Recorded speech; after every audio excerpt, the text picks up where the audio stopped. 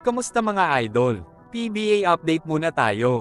Labanan sa pagitan ng magkakapatid na koponan ng SMC ang nagbabadya sa paparating na playoff ng PBA Commissioner's Cup. Matapos ang dominanteng pagkapanalo ng San Miguel Beermen at Barangay Ginebra kahapon, lalo ng lumino ngayon kung saan pwesto babagsak ang mga koponan sa quarterfinals. Ang Magnolia Templados ang kauna-unahang nakasungkit ng quarterfinal seat at nakakasiguro na sa number 1 spot patungo sa quarterfinals ng PBA Commissioner's Cup dahil sa kanilang 9-2 win-loss record. Ang San Miguel at Barangay Ginebra naman ay pareho ang kartada na may 7-3 win-loss record, bagamat may isa pa silang nalalabing laro na siyang magdidikta kung sino ang makakakuha ng number 4 spot na siyang may karapatan sa twice the beat advantage. Kung sakali kasi na maipanalo ng mag-sister team ang kanilang huling laro, ang SMB ang siyang may karapatang makuha ang number 4 spot matapos nilang matalo ang Gin Kings noong elimination round. Medyo delikado ang sitwasyon ng Ginebra sa senaryong ito, lalo na at buo na muli ang lineup ng San Miguel dahil sa pagbabalik ni Junmar Fajardo at ang pagpapakita ng dominant performance ng kanilang super import na si Benny Boatwright. Panigurado na gusto ng makabawi ng Beermen sa Gin Kings dahil ilang beses na din silang na-knockout ng Ginebra sa PBA playoffs noong mga nakaraang komperensya.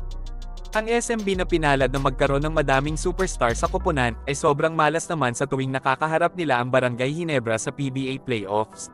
Sakaling magtuloy-tuloy na ang Beermen sa semifinals, makakatapat naman nila ang isa pang sister team na number 1 sa team standing na Magnolia Chicken Templados kung sakaling magkatotoo ang senaryo.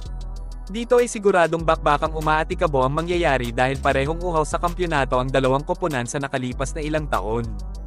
Gusto ding makaganti ng Magnolia sa SMB dahil ilang beses na din silang pinabagsak nito sa PBA Finals.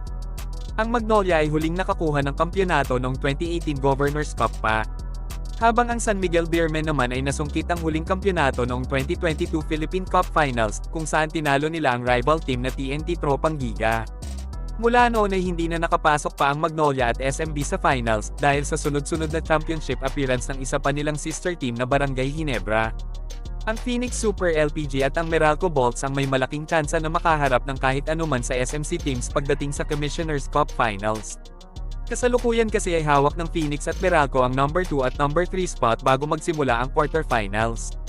Mapanganib ang dalawang koponan na ito dahil bihira lang silang makatapak sa PBA Finals at panigurado na sasamantalahin nila ang pagkakataon para makasungkit ng kampyonato sa dominant teams ng SMC. Hanggang dito na lang muna mga idol. Maraming salamat sa panunood, kita-kits ulit tayo sa susunod na videos na aking ipapalabas patungkol sa basketball. Kung bago ka pa lang sa channel ko, please consider to subscribe at huwag kalimutan pindutin ang like at notification bell button para updated ka sa mga bagong videos na aking ipapalabas. Salamat mga idol!